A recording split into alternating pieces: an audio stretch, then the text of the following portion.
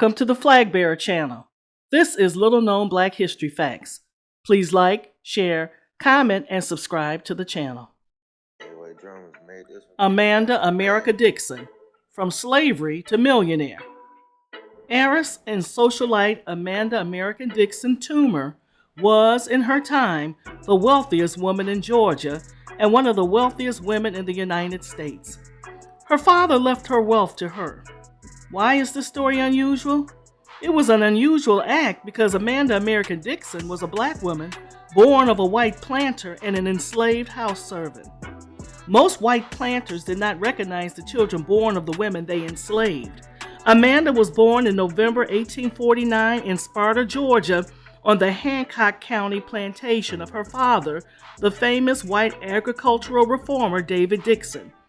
Dickson was a prosperous and well-respected cotton farmer and an agricultural writer both before and after the American Civil War. Her birth was the result of the sexual assault of her slave mother, Julia Frances Lewis Dickson, when Julia was 12 years old. At the time, David Dickson was 40 and was the wealthiest planter in the county. Amanda was the only child of David Dickson. Despite being a slave, she was much later favored by her father, and this enabled her to live comfortably in his house until she was 17 years old. Amanda spent her childhood and adolescence in the house of her white grandmother and owner, Elizabeth Dickson, where she learned to read and write and play the piano.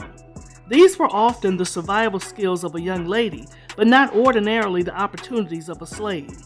According to the Dickson family oral history, David Dickson doted on Amanda, and Julia quite openly became his concubine and housekeeper. From 1876 to 1878, Amanda left the plantation to attend the normal school at Atlanta University. After completing her teaching degree, it is thought that Amanda Dickson entered into a relationship with her white cousin, Charles Eubanks. Several accounts state that they were married. However, it is questionable whether it was a legal marriage. Due to the interracial laws in Georgia, the couple was forbidden to legally marry. However, they may have married out of state and later returned to Georgia. They had two sons, Julian Henry Dickson and Charles Green Dickson. Dickson left Eubanks in 1870 and with her sons returned to her father's plantation. At that time, she and her children took the last name of Dickson. Eubanks died 2 years later. In the winter of 1885, David Dickson died suddenly, leaving the bulk of his estate to Amanda Dickson and subsequently to her children after her death. His death caused total chaos within the mixed-race families. This did not sit well with the white family members, and of course, there were lengthy court battles. Executors appraised the estate, which included 17,000 acres of land in Hancock and Washington counties, at $309,000. That's around $10 million in today's currency. In his will, David Dickson stated that the administration of his estate was to be left to the sound judgment and unlimited discretion of Amanda Dickson without interference from any quarter, including any husband she might have. A host of David Dickson's white relatives contested the will, but the Superior Court of Hancock County ruled in favor of Amanda in November 1885. The disgruntled relatives then appealed to the Georgia Supreme Court, which upheld the lower court decision in 1887. White relatives of David Dickson had contested the will on the grounds that it was illegal for a white man to leave property to his black illegitimate children. However, the higher court stated that the rights of each race are controlled and governed by the same enactments or principles of law. In other words, whatever rights and privileges belong to a bastard white child belong to a mixed-race child as well.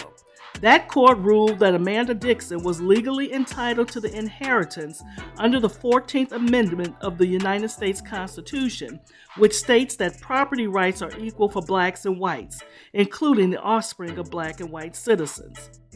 Pressure from family members forced Amanda to leave the family plantation where she had spent most of her life.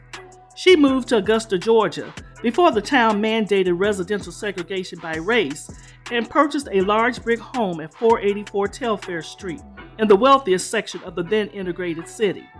By the time the court settled the Dickson will case, she had firmly settled herself in this new home. Dickson, who was now one of the richest African Americans in the 19th century and was considered to be Augusta's first black millionaire. While white Georgians were establishing segregation as the ruling social order in the public sphere, members of the Dickson family went about their private lives. In 1892, Amanda married Nathan Toomer, a wealthy, educated man of mixed race. She was known to be very generous with her inheritance and contributed to many organizations in Augusta, including Trinity AME Church, where she was a member. Amanda and Nathan were married about a year when Amanda died on June 11, 1893, in Augusta, Georgia. She was only 43 years old. Amanda was buried in her wedding dress, in a metallic coffin, which was lined in rose-colored plush fabric. The funeral was held at Trinity, and she is buried in Cedar Grove Cemetery, Richmond County, Georgia. Amanda died without a will, which resulted in a legal battle after her death for control of her estate. Her mother, Julia Frances Lewis Dickson, and Amanda's second husband, Nathan Toomer, both petitioned in court to be designated the temporary administrator of her estate. Ultimately, Julia Dickson, Nathan Toomer, and Amanda's younger son, Charles Dickson, settled the dispute over Amanda's estate amicably out of court. Nathan Toomer later remarried and became the father of the prominent Harlem Renaissance author Jean Toomer. Amanda America Dickson's life reflected the power of family and class to erode the boundaries of race in the 19th century South. Amanda quickly emerged as a member of the elite black community in Augusta, Georgia, and she was held in high esteem by those who came to know her because of her wealth, her elegance, and her intelligence. In 2014, Amanda's home on Telfair Street was purchased by the Hock Development Company, who had little knowledge of the home's history.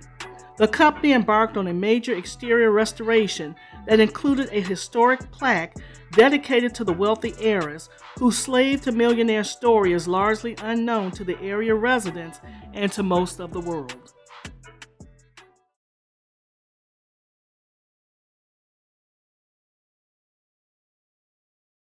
Until next time, if you like little-known history facts as I do, please like, share, comment, and subscribe to the channel. Press the bell to be notified of future uploads. Thank you for watching.